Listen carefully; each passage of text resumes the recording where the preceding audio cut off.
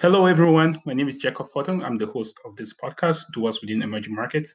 And I just want to share my experience with using Anchor so far. When the pandemic started, I thought about starting a podcast, and the whole idea was to bring in some really amazing folks that are doing some great work in their respective industries within the emerging markets. And the Anchor platform really helped me get the word out there, and also just make it a lot easier for me to invite the guest and just share the amazing experiences they've had and the amazing work they're doing in their respective industries within the emerging markets. So it's pretty fun. You don't even worry about the technical part of making a podcast. You actually just focus more on the content, and Anchor has done it really well for me. So I will highly encourage anybody who is trying to start a podcast to try to use.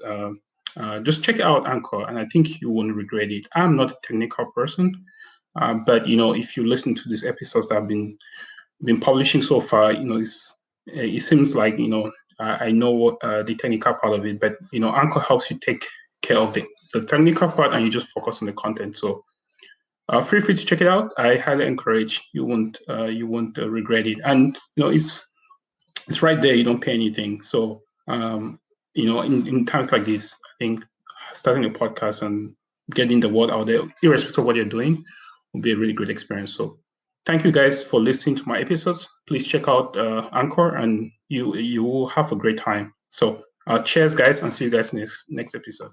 Thanks.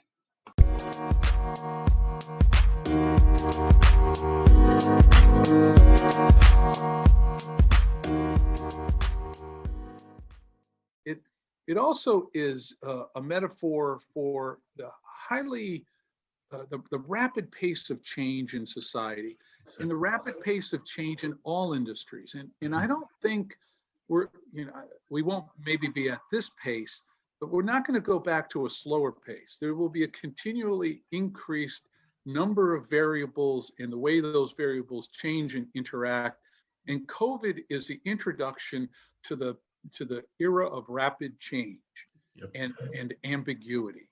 And so that is the field in which entrepreneurs most thrive. And so what we did in the COVID, when COVID first came, was to get everybody together and talk about what were going to be the guiding principles for our decision making. What is value creation in a college, at Babson College? What do we mean by value creation? And we came to a very quick decision that it was going to be health and safety of the community and academic continuity and excellence. And that every decision we made would be based on these principles of value creation. Exactly. And that was such an important first step, because we could then say, okay, what are the variables we're dealing with? Infection rates, the need for PPE, ability to teach online, physical structures, communications. All of that became a matter of creating an inventory of understanding. What are the variables and how do they react? And how can we use those variables to fulfill our overarching principles, those guiding principles of health and safety of the community and academic continuity and excellence.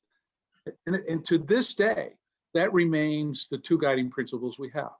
We then said, what are the timelines and what is the management environment that we're in and will likely have to progress to?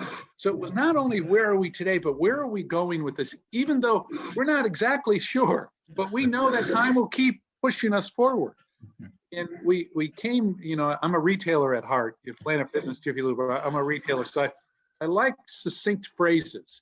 And we talked about survive, because we don't know what this infection is going to do. And health and safety is the most important thing. We better make sure that we are really concentrating on survival.